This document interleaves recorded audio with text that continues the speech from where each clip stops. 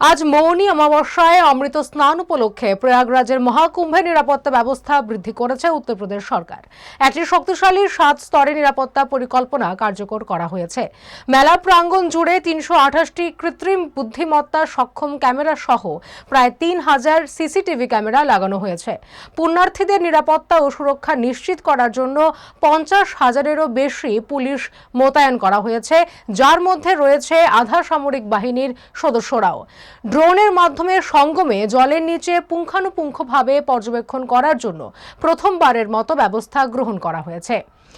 এছাড়াও মৌনী অমাবস্যার ভিড়ের কথা মাথায় রেখে চিকিৎসক ও অ্যাম্বুলেন্সের সংখ্যা বাড়ানো হয়েছে। 80 জন আয়ুষ চিকিৎসকদের একটি দল 20টি ওপিডি কেন্দ্রে 24 ঘন্টা চিকিৎসা পরিষেবা দিচ্ছেন। মৌনী অমাবস্যায় প্রায় 8 থেকে 10 কোটি পুণ্যার্থীর সমাগম হবে বলে অনুমান করা হয়েছে। ঘাটগুলিতে অতিরিক্ত ভিড় ঠেকাতে উদ্ধারকারী দল মোতায়েন রয়েছে।